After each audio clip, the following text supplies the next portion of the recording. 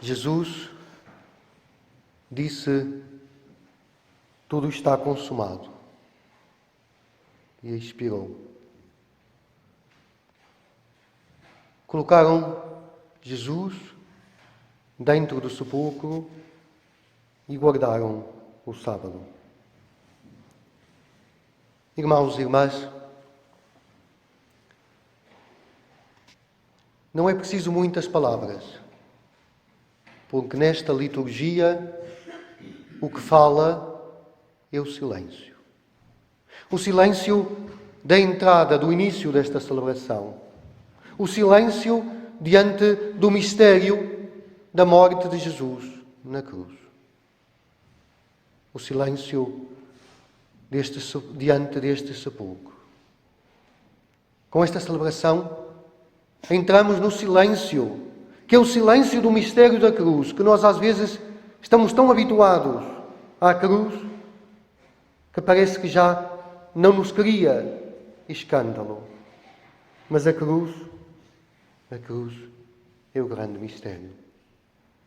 O mistério de um Deus, pensem, um Deus que se faz homem. Um Deus que assume a nossa natureza humana. Um Deus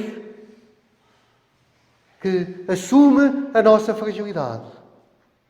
Um Deus que se entrega por nós. Que aceita o escândalo da cruz, a morte mais infame que havia naquele tempo, assume, aceita o escândalo da cruz e morre por nós. Quem poderia imaginar algo assim? Quem poderia imaginar algo assim? E por que é que tudo isto aconteceu? Escutamos na primeira leitura Isaías. Isaías que diz: foi trespassado por causa das nossas culpas. Foi trespassado por causa das nossas culpas. São as nossas culpas, são os nossos pecados, é o nosso mal que Ele carrega. E diz Isaías: pelas suas chagas fomos curados. Então esta passagem ajuda-nos a entrar neste mistério da cruz. E por isso diz a carta aos Hebreus, que escutamos na segunda leitura, que não temos um sumo sacerdote que intercede por nós, mas que está distante.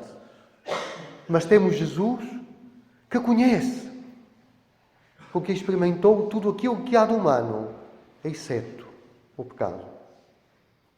Por isso, quando nós choramos, quando nós nos desiludimos, quando nós sentimos a fragilidade, quando nós nos sentimos traídos, quando nós temos medo de um mundo que parece que nos quer esmagar, quando nós temos tudo isto, não podemos dizer: mas Deus não me ouve, mas Deus não me compreende. Não, não podemos dizer. Porque Ele ouve-nos e compreende-nos. Sempre. Porque Ele passou pelo mesmo. Não é alguém que está lá longe, distante, que não sabe o que é a nossa vida, mas é alguém que está perto de nós. Alguém que nos ama. Escutamos a paixão. A paixão deste Jesus que vai para a cruz para cumprir esta libertação. E nós poderíamos dizer assim: mas faz algum sentido nós estarmos aqui a celebrar a morte de Jesus, quando já sabemos o que vamos celebrar amanhã? Faz algum sentido estarmos aqui a celebrar e a recordar a morte de Jesus, quando já sabemos que Ele não vai ficar no túmulo, que Ele ressuscitou? Fará sentido? Faz sentido. E sabeis porquê? Porque Ele identificou-se connosco. Porque Ele Jesus, é o cabeça da igreja, que já está à direita do Pai. Mas nós somos o seu corpo. Dá para entender isso? Somos o corpo de Cristo. E por isso, embora Cristo tenha ressuscitado, o corpo de Cristo que somos nós, o corpo de Cristo que está aqui neste mundo, continua a sofrer a indiferença, continua a sofrer a injustiça, continua a ser pisado, continua a ser maltratado, continua a ser traído, continua a ter fome, continua a ter sede. O corpo de Cristo continua a sofrer a paixão,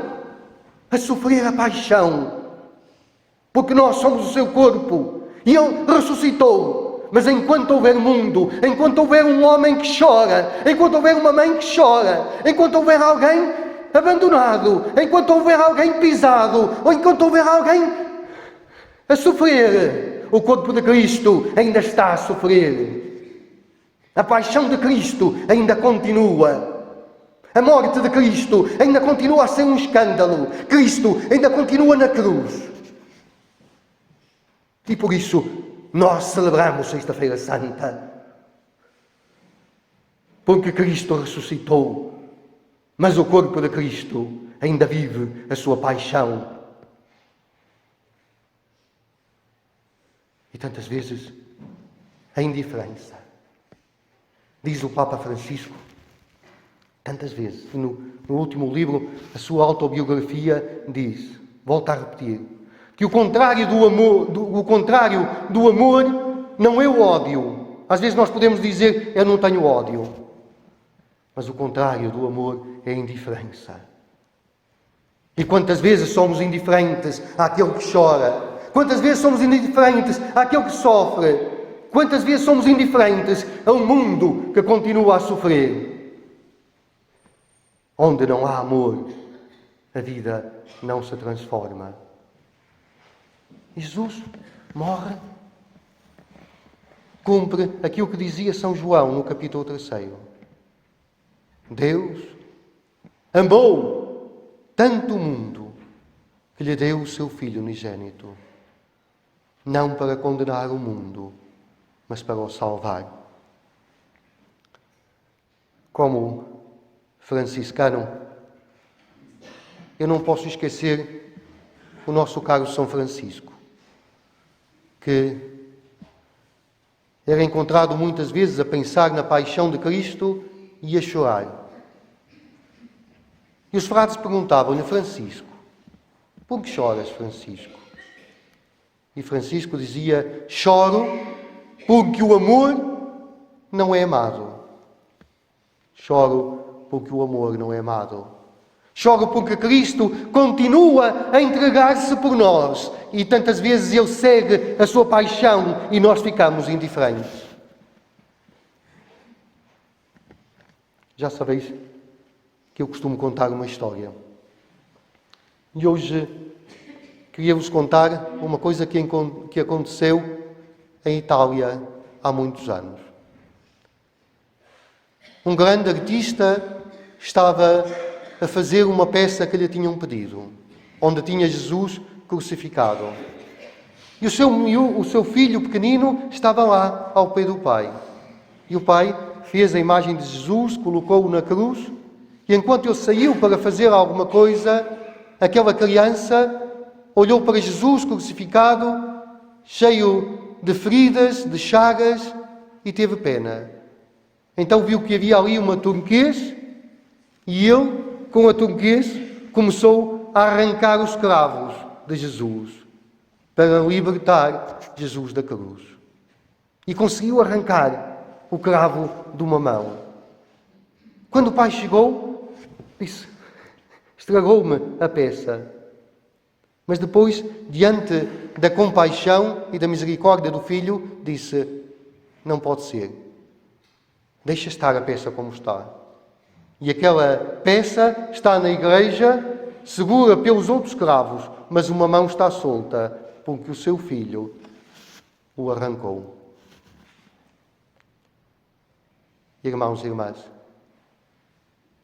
na nossa vida, na minha vida, na tua vida, estamos a espetar mais um cravo em Jesus? Ou estamos a tentar tirar um cravo de Jesus?